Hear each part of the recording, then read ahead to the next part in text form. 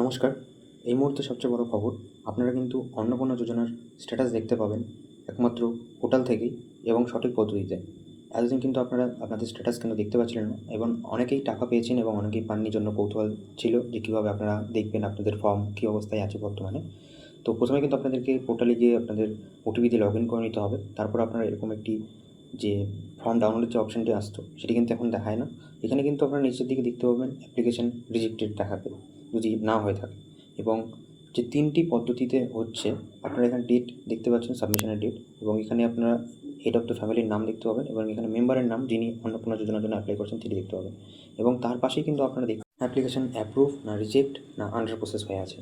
তো আপনাদের সমস্ত ডিটেলস যদি সঠিক থেকে থাকে আপনাদের অ্যাপ্লিকেশন কিন্তু অ্যাপ্রুভ হয়ে যাবে এবং আপনারা যদি সত্যিকার এলিজেবল হয়ে থাকেন। এবং তারপরে আপনারা আরেকটি যে ফর্ম আমি দেখাচ্ছি আপনাদেরকে, এখানে কিন্তু আপনারা দেখতে পাচ্ছেন এটিকে কিন্তু 8 তারিখে সাবমিট করা হয়েছিল অনলাইনে এবং পাশে আপনারা দেখতে পাচ্ছেন অ্যাপ্লিকেশন আন্ডার প্রসেস, অর্থাৎ এই ফর্মটি এখনও অ্যাপ্রুভ বা রিজেক্ট কোনোটাই হয়নি। অ্যাপ্লিকেশনটির কাজ চলছে বিডিও অফিস বা এসডি অফিসের মাধ্যমে। তো এবং পাশে আপনারা মেম্বার নেম এবং হেড অফ দ্য ফ্যামিলি নেমও দেখতে পাবেন।